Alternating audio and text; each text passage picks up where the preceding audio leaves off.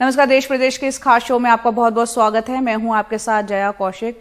शुरुआत कर रहे हैं हम उत्तर प्रदेश के लखनऊ से। खबर है जहां भारी बारिश से एक दीवार गिर गई जिसमें 9 लोगों की मौत हो गई।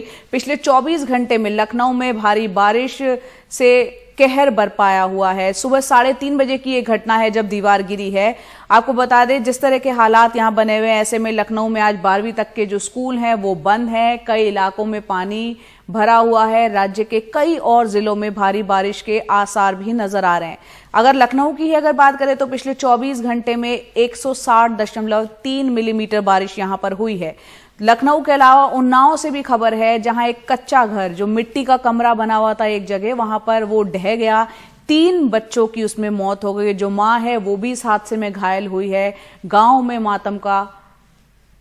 मातम जो है पसरा हुआ है। तो ये घटनाएं यहां पर उत्तर प्रदेश में घटी है। तस्वीरों में आप देख सकते हैं किस कदर यहां बारिश हुई होगी।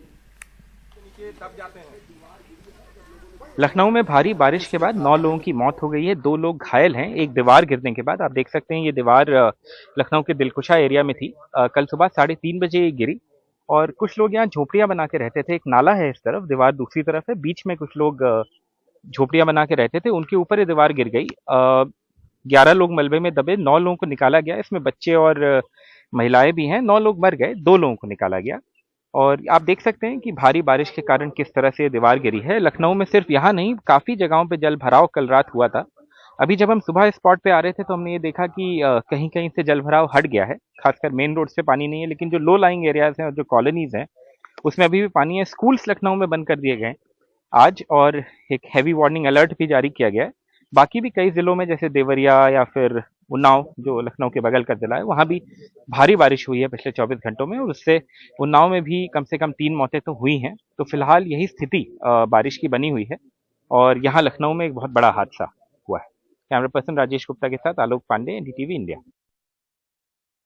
और वहीं मुख्यमंत्री दफ्तर की तरफ से भी एक ट्वीट किया गया है जिसमें बताया गया है कि मुख्यमंत्री को इसमें टैग करते हुए लिखा गया है कि जनपद लखनऊ स्थित एक कॉलोनी में दीवार गिरने के हादसे में हुई जनहानि पर गहरा दुख व्यक्त किया है। मुख्यमंत्री ने शोक संतप्त परिजनों के प्रति संवेदना व्यक्त की है। मुख्यमंत्री ने इस दैवीय आपदा के मृतकों के परिवारजनों को 4-4 लाख की आर्थिक सहायता प्रदान किए जाने के निर्देश दिए हैं। साथ ही जिला प्रशासन के अधिकारियों को घायलों का समुचित उपचार कराने के लिए निर्देशित किया गया है।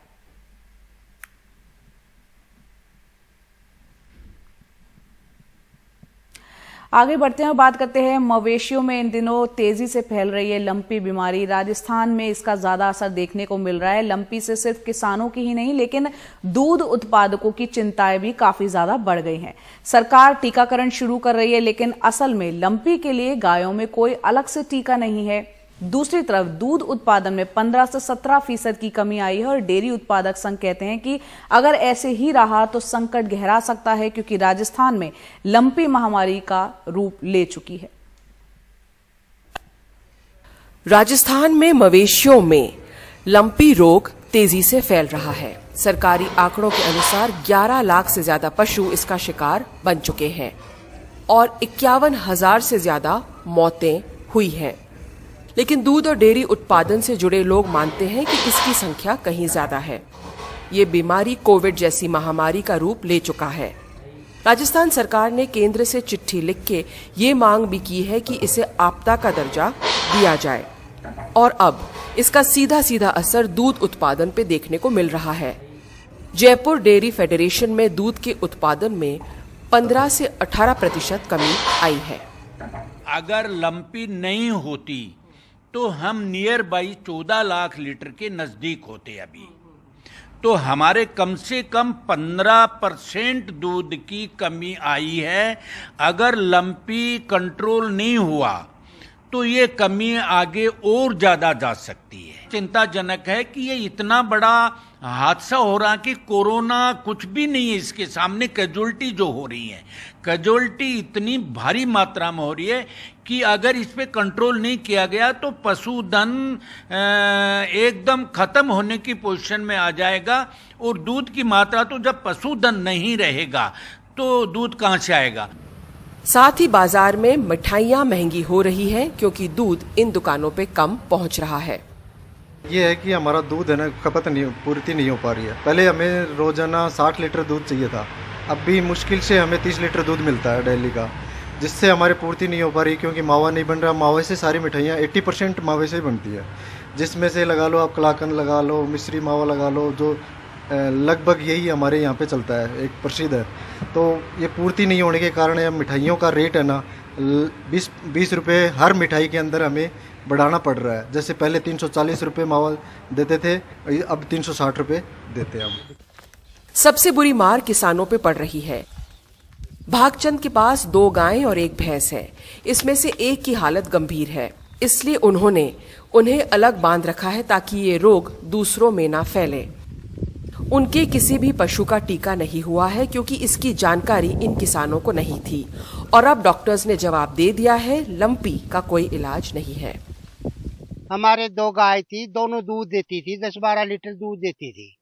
अब 10-12 लीटर दूध के अंदर से साहब हमारा पालन पोषण करते थे। अब ये गाय तो मर गई और ये गाय के बीमारी हो रही है, ये भी मरने वाली है। हमारे बाल बच्चों की रोटी रोजगार बंद हो गया। अब हमारा तो यही आशीर्वाद था, इसी से हम टाइम पास करते और हमारे बच्चे का पालन पोषण करते साहब। अब जो सरकार ने भी कुछ कर नहीं रखा है और अब कोई करे तो हम तो इस बात से सहमत है, आप कोई कुछ कराओ तो हम भी जीवन व्यापन कर सकते हैं। राजस्थान जैसे मरु प्रदेश में जहां पूरी तरह से खेती पर निर्भर नहीं किया जा सकता, किसान अपनी आमदनी बढ़ाने के लिए दूध बेचते हैं, लेकिन अब इस संकट से किसान परेशान हैं। मवेशियों में लंपी फैल गया तो उनका घाटा होना तय है। जयपुर से हर्षा कुमारी सिंह, एनडीटीवी इंडिया। आगे बढ़ते हैं। महाराष्ट्र का एक बड़ा महाराष्ट्र को नुकसान हुआ है। वेदांता फॉक्सकॉन की फैक्ट्री अब महाराष्ट्र में नहीं गुजरात में लगाई जा रही है। जाहिर है इससे राज्य के रोजगार पर बुरा असर पड़ेगा और इसी बात को लेकर विपक्ष ने सरकार के खिलाफ मोर्चा खोल दिया है। सवाल ये उठ रहा है कि वेदांता फॉक्सकॉन को गुजरात में ऐसा क्या कुछ मिल रहा है जो कि महाराष्ट्र उसको नहीं दे पा रहा है। देखते हैं रिपोर्ट।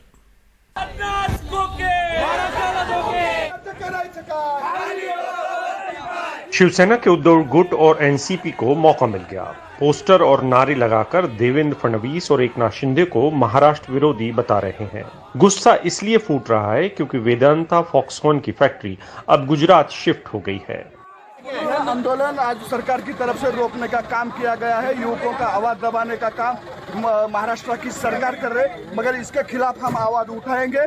फॉक्सकॉन का जाना इसलिए भी बड़ी खबर है क्योंकि कुछ दिन पहले ही राज्य की सरकार ने ऐसा दावा किया था कि तैयारियां पूरी हो चुकी हैं। पुणे के तलेगांव में 1100 एकड़ जमीन की तलाशी भी पूरी की जा चुकी थी। सर्वे के काम आगे बढ़ रहे थे।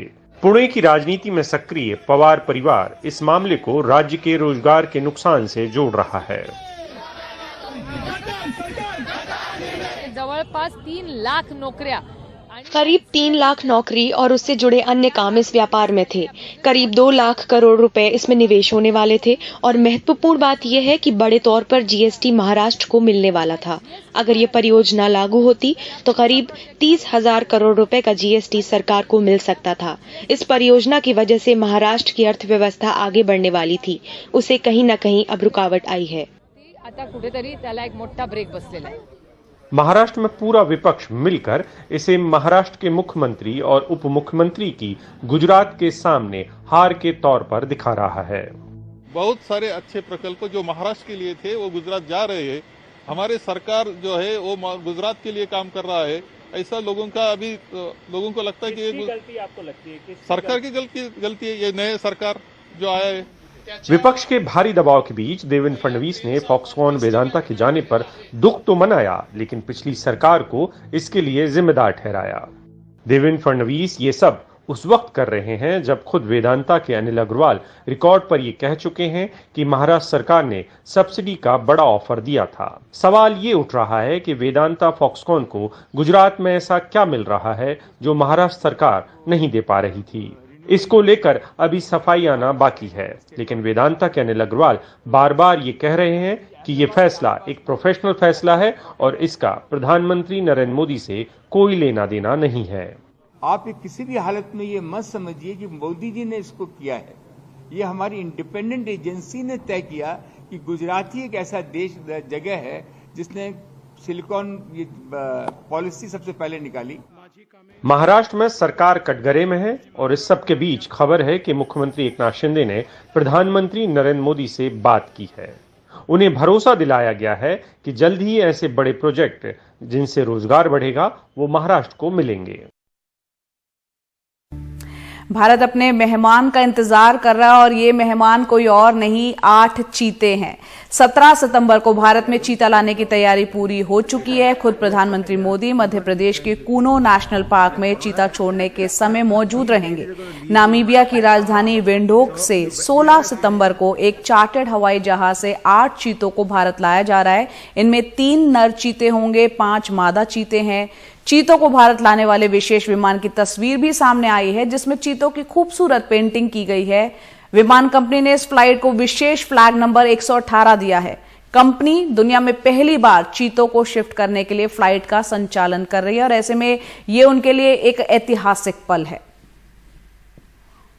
तो पहले तो ये नामीबिया से 16 तारीख की शाम 5 बजे करीब टेक ऑफ होने का प्लान है और करीब 6 बजे हमारे देश में आ जाना चाहिए और फिर इमीडिएटली आधे एक घंटे में उसको ट्रांसपोर्ट में लगेगा, उसके ट्रांसफ़र में लगेगा हेलीकॉप्टर में। उसके बाद करीब लगभग 7 बजे तक हम उम्मीद करते हैं 7 साढ़े 7 बजे तक ये कूनो आ जाएंगे। देखिए चीता जो भी लाए जा रहे हैं उनमें सभी में पहले से ही रेडियो कॉलर लगाया जा चुका है और रेडियो कॉलर का सैटेलाइट के थ्रू सैटेलाइट रेडियो कॉलर्स हैं तो ये उसके माध्यम से उसको निगरानी की जाएगी। देखिए पहले इन चीतों को जो एक ख़ास विमान आ रहा है नामीबिया की राजधानी से उससे जयपुर आना था, लेकिन हमें बताया गया है कि जयपुर और ग्वालियर दोनों जगहों पर काम हो रहा था। चूँकि ग्वालियर से वक्त बचेगा इसलिए कल सुबह ये विशेष विमान अब ग्वालियर में उतरेगा और वहाँ से भारतीय वायुसेना के हेलीकॉप्टर से इनको कूनो लाया जाएगा। लगभग 25 मिनट की ये फ्लाइट होगी और लगभग 12:05 पर प्रधानमंत्री एक खास तरह का जो मंच तैयार किया गया है वहाँ से बाड़े में 3 चीतों को छोड़ेंगे और लगभग 50 बाई 30 के जो बाड़े हैं उसमें कुछ दिनों तक इनको रखा जाएगा और उसके बाद फिर क्वारंटीन करने के बाद इनको बड़े बाड़े में छोड़ा जाएगा। तब तक खास तरह से इनकी मॉनिटरिंग होगी। जो 5 किलोमीटर का पूरा एरिया है उसमें CCTV सर्वेलेंस है। एक खास तरह के वॉच टावर बनाए गए हैं जिनसे इनकी सतत निगरानी की जाएगी। एक बड़ी चिंता वहाँ से यहाँ आने के बाद भी चीतों के तनाव स्तर को लेकर के है, क्योंकि ये जो बाकी की जो बिल्लियों की बड़ी प्रजातियां हैं उसमें एक तरह से चीता थोड़ा डेलिकेट माना जाता है क्योंकि ये बहुत तेज़ दौड़ता है, संभवतः सबसे तेज़ दौड़ने वाले वन्य जीवों में शामिल है और इस वजह से कुछ ख़ास इसकी शारीरिक संरचना भी है क्योंकि यहाँ पर तेंदुए भी देखे जाते हैं और इस पूरे कॉरिडोर में और भी बड़े जानवरों का मूवमेंट होता है। तो जब उनका संघर्ष होगा, क्योंकि बड़ी चिंता कोई भी इस तरह का जो रिलोकेशन परियोजना होती है उसमें उनके जो जीने की प्रत्याशा है या फिर आगे वो अपनी आबादी को और कैसे बढ़ाएंगे, क्योंकि करोड़ों रुपए का प्रोजेक्ट है और इसमें लंबे वक्त तक इंतज़ार करना होगा। पहले तो अपनी आबादी को बढ़ाएंगे और फिर वो आबादी 100, 200, 300 पहुंचती है और उसके बाद फिर इनकी बसाहट को देखा जाएगा। तो आपको ये नहीं समझना चाहिए कि चीते आएंगे और फ़ौरन से भारत में वो एक तरह से पर्यटन के आकर्षण का केंद्र बन जाएंगे। लगभग 10 से 15 साल लगेगा, जैसा वन्य जो जीवों के जानकार हैं, जो विशेषज्ञ हैं, वो हमको बता रहे हैं कि 10 से 15 साल लगेगा इस पूरी परियोजना के लिए ये समझने में कि ये सफल होती है नहीं। लेकिन बहरहाल वन्य प्रेमियों से लेकर सरकार से लेकर प्रशासन से लेकर खासा उत्साह है और जब प्रधानमंत्री 12 बजे इनको यहाँ से अपने बाड़ों में छोड़ देंगे उसके बाद वो कुछ चीता मित्रों से भी मिलेंगे और उसके बाद करहल में ये स्व सहायता समूह की जो महिलाएं हैं उनको भी संबोधित करेंगे। तो एक बड़ा कार्यक्रम है जो मध्य प्रदेश की एक नई पहचान के बारे में अब बातें की जा रही हैं, लेकिन ये सब कुछ निर्भर होगा कि चीते इस नए वातावरण में खुद को किस तरह से ढालते हैं।